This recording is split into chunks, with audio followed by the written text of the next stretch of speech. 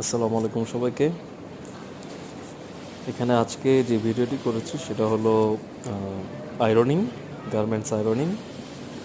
এখন যে আপনি ভিডিওটা দেখছেন সেখানে যে অবস্থায় আছে এটা হলো ব্যাম্বু আয়রনিং বলে।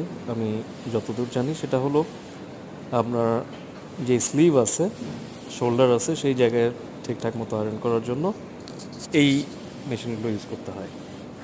এটার একটা বার আছে যেটার উপরে রেখে, যেমন এটার উপর এখন রেখেছে, সেখান থেকে আয়রনটা সুন্দর করে গোল করে করা যায়। আর বিভিন্ন কোণায় বিভিন্নভাবে এটাকে সুন্দর করে আয়রন করলে এটা যে গোল যে শেপটা, সেই শেপটা সুন্দর মতো এটা চলে আসে। এবং কোনো ধরনের পাকারিং বলে বা কোনো ধরনের যেই গোছানো বা কুচকানো যে জায়গাগুলো আছে সেগুলো আয়রন সুন্দর মতো করা যায়। এখন যে পর্যায়ে দেখছেন সেটা হলো এটা হলো একটা vacuum iron machine, vacuum table.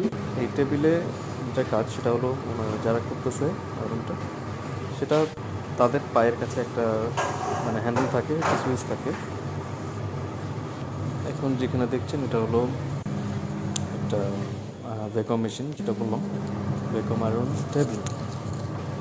এই টেবিলে কাপড়গুলো রাখলে নিচে যাদের আয়রন করছে তাদের পায়ের কাছে একটা থাকে, বার থাকে, যেখানে চাপ দিলে সেটার এই মেশিনের যে বাতাসটা আছে সেই টেবিলের একটা সিস্টেম আছে, যেখানে যে আয়রন করছে টেবিলের নিচে একটা কাপড় থাকে, কাপড়ের নিচে একটা শোলা টাইপের একটা জিনিস থাকে, যেখান থেকে বাতাস টানতে পারে এবং সেটা ছিদ্র ছিদ্র থাকে এবং সেখান থেকে নিচে বাতাসটা টেনে নেয়। বাতাসটা টেনে নিলে বডিটা সুন্দর মতো এই টেবিলের উপরে একদম বসে থাকে, এখন যেরকম আছে এরকম বসে থাকলে আয়রনটা করতে সুবিধা হয়। তখন টেনে টেনে যে জায়গাগুলো আয়রন করে সুন্দর করে আয়রনটা একদম সমান হয়ে যায়। এখন যে যে ইয়েটা করছে, যে জায়গাটা করছে সেটা হলো বডির ভিতরে। এটা একটা একটা ওমেন বডি, ওমেন ক্লদিং আর কি, এটা ওভারকোট। এটার ভিতরের দিকে আয়রনটা করছে আর কি, ভিতর পাশটা, ভিতরের ব্যাক সাইড। এখন যেটা করছে ফ্রন্টের ব্যাক সাইড, বাটনগুলো আছে, বাটনগুলো সুন্দর করে সামনের দিক থেকে আয়রন করে নিতে হয়।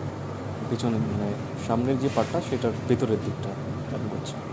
এবং এই বাতাসটা যেটা নিচ্ছে সেটা কিন্তু টানছে যেটা, সেটার জন্য আলাদা একটা পাইপ আছে, সেই পাইপ থেকে সুন্দর করে আবার এই বাতাসটা টেনে একদম সাইড দিয়ে বের করে দেয়।